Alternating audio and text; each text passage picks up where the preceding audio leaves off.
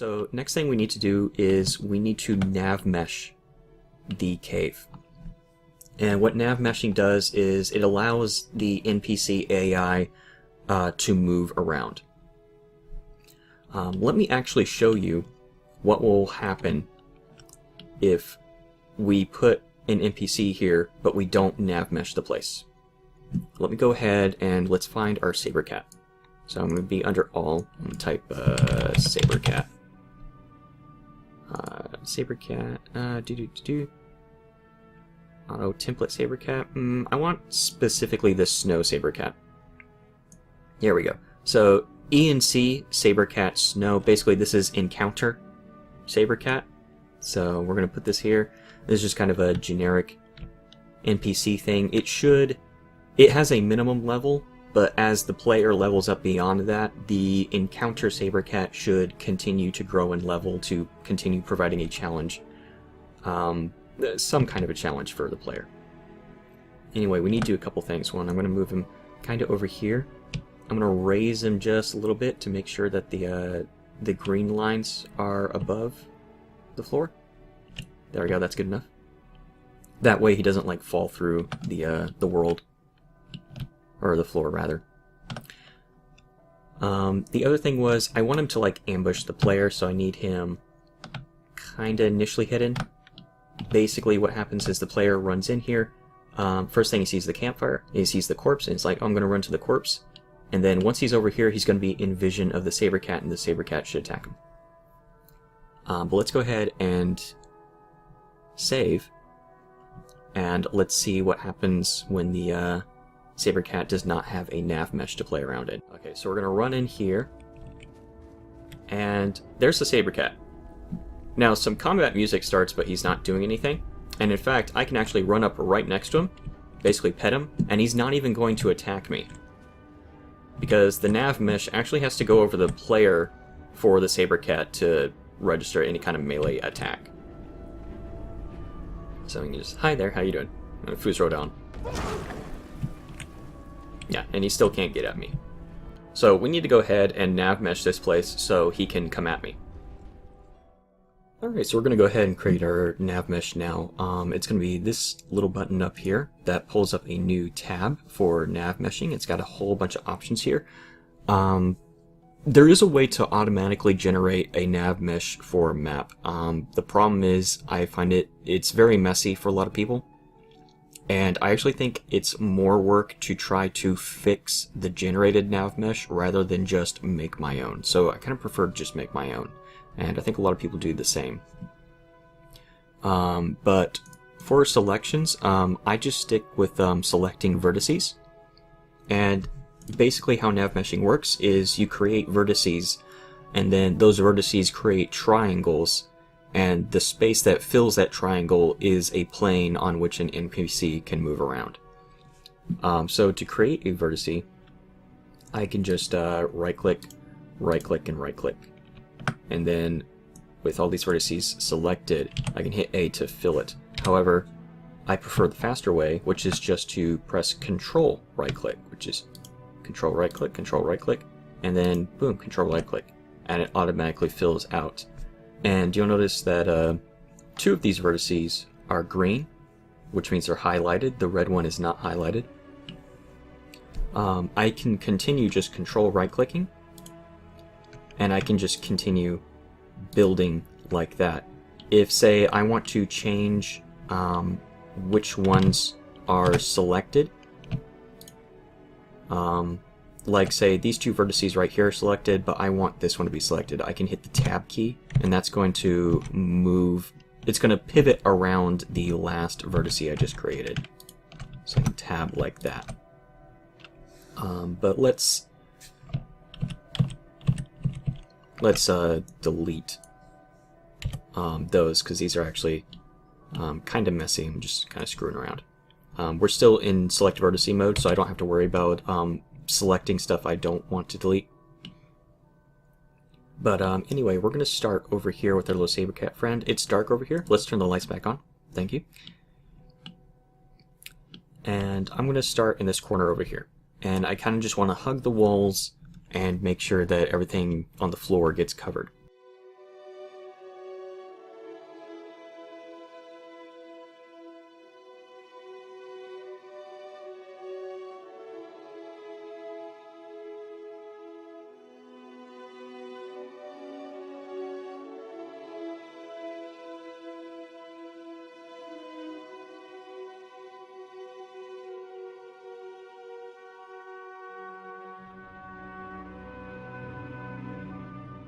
instead of just creating another vertice, I kind of want to use these 3 existing ones right here.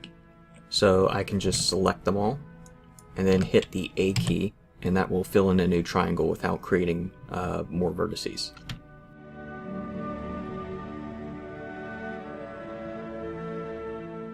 So what I want to do right here is I want to create a vertice on top of the line, but I can't select the lines right now. So I'm going to go over here, and this will allow me to select the lines, and I can click on it, and I can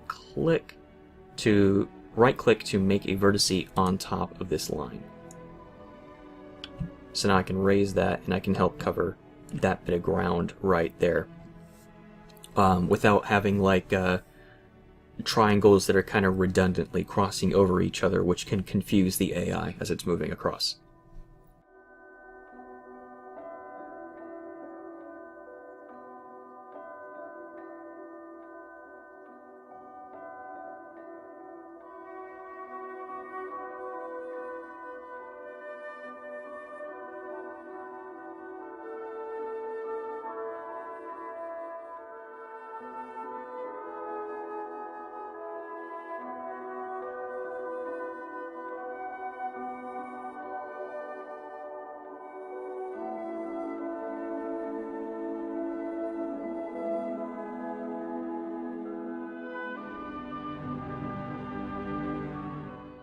Right here, I'm having trouble seeing the line I'm working with. Something I can do is press the W key to switch how I view things, like a transparent view. I can also hide everything on the map and just see what I'm working with. So I can place one right here, kind of raise it a little bit, hit W to go back, and now I can see what I'm working with.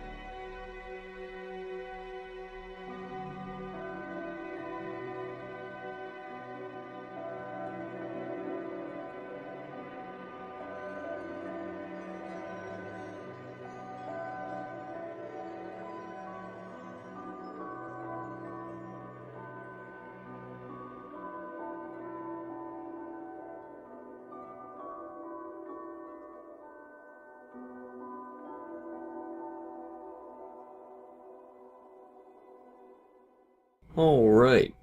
I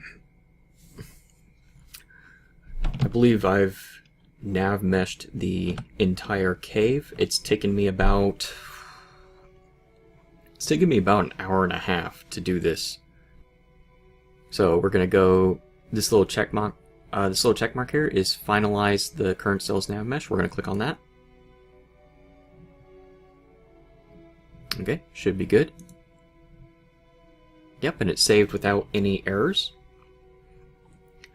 The next thing we're going to do is we're going to go back in game and we're going to test out the nav mesh. I'm also going to get a follower with me this time. and I'm going to watch the follower and see kind of how they bounce around inside the dungeon. And then I'm going to attack it from this angle and see if it can come after me.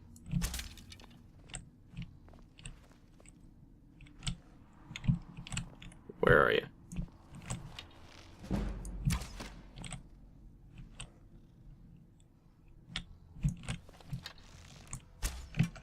Here we are. There we go.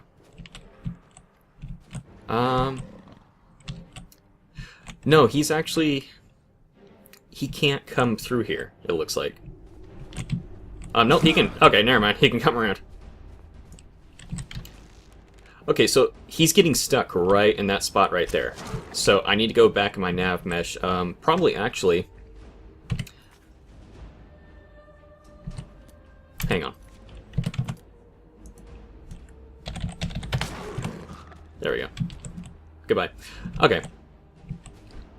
So, there's two things that can be happening right in this crevice right here. One, the nav mesh is not wide enough. Or two, these statics, in a way, like these pillars, are blocking his path. Because when the AI is moving around, it has to follow the nav mesh, but it also is obeying, like, statics that are blocking the way. So, if a nav mesh goes through a static, the NPC will sort of just run into the static, but it won't, like, clip through or anything. It's going to have to do a lot of fighting to get around that. So, Sabercat had no problem coming around this corner here, but we need to take a look at the nav mesh and possibly the statics for this area right here. The other thing I wanted to test was right around here. Sabercat should have no problem getting over that. Let's go ahead and summon another one, just to make sure.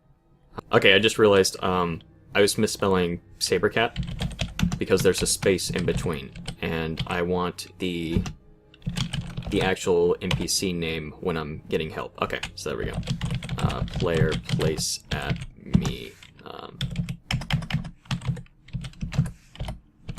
There we go. That is a wolf.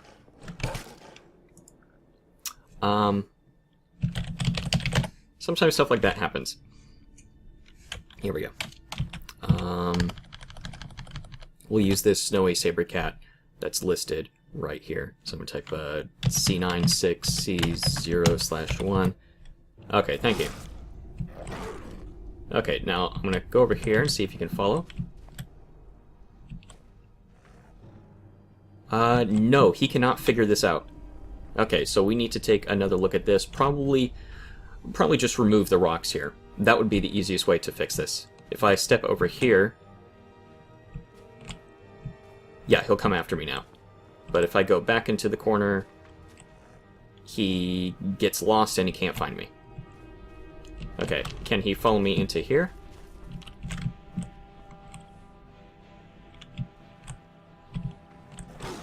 Okay, he has no problem with that. It's gonna follow me back out. Yeah. What about kind of up here? Yeah, he can get to me up there. And basically for playtesting this, you just run around the cave, try to find various spots where he, like, can and can't get at you. Yeah. Yeah, again, he gets stuck right there. I did not nav mesh the campfire, so if I stand on top of the campfire, what happens?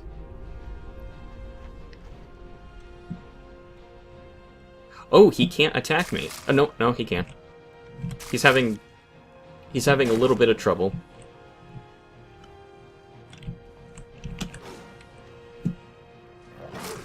Okay. Having a little bit of trouble with the campfire. Run over here. And we'll go ahead and exit. Okay, so I went back and I tightened up the vertices around those pillars and such to see if the Sabercat can navigate around them a little bit better. The thing I also forgot to mention is that the outdoor, the exterior cells also have a nav mesh. And the problem is that when we made our cave, we created this big giant thing that was blocking a bunch of the navmesh. So what I had to do was I had to go in and I had to delete all the triangles that were in here. And then I had to rebuild a navmesh that sort of hugs around it. Something to note about exterior cells, this green line right here. This is a cell border, so as I move over it, I'm actually in a different cell. So that was just something else I need to throw out there, since we're making like caves and stuff, and you know, we're going to be messing around with the overland of Skyrim. We also need to adjust the navmesh for the exterior cells, as well as building them for the interior cells. But we're going to go ahead and go back in game and see if our sabercat friend is able to move around. Alright, come over here. Yeah, he's able to come through here now. Whoop. Went flying right there.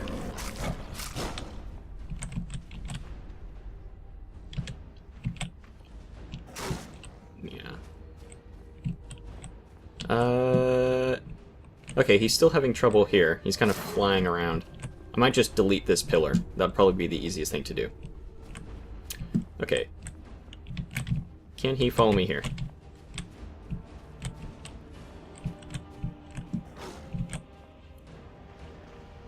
No, he's still not able to come in here. Did I get him stuck?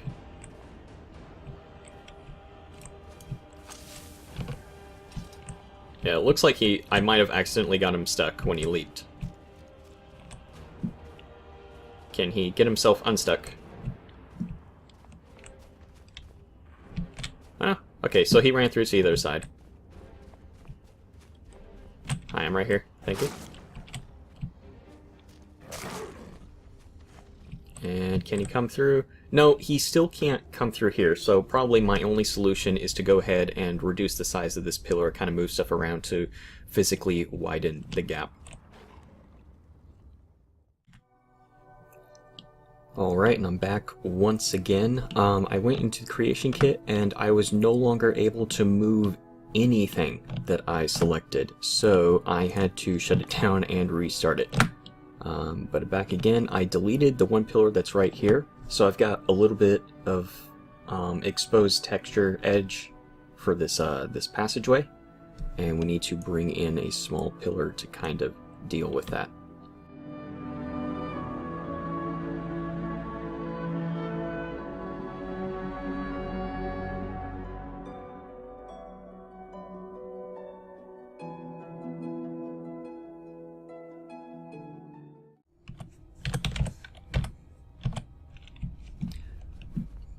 Alright, I'm going to test this out one final time. Hello there.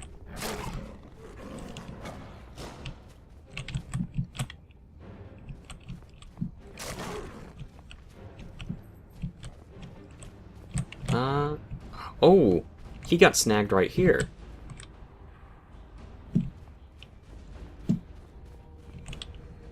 So...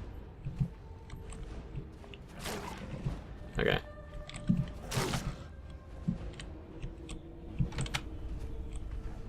And he's still getting snagged right there. Shit. Hello, Sabercat, come back here, please.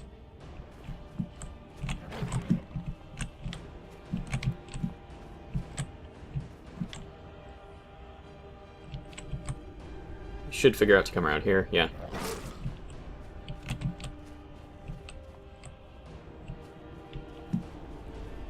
Alright. And now he's stuck over there. Okay, so let's go over here. And let me move over here.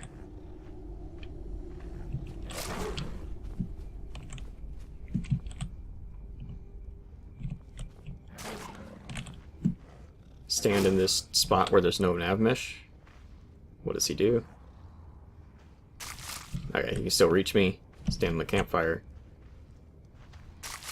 Okay, you can still reach me. Alright. Alright, so unfortunately, Kitty Cat is still getting stuck in a couple spots.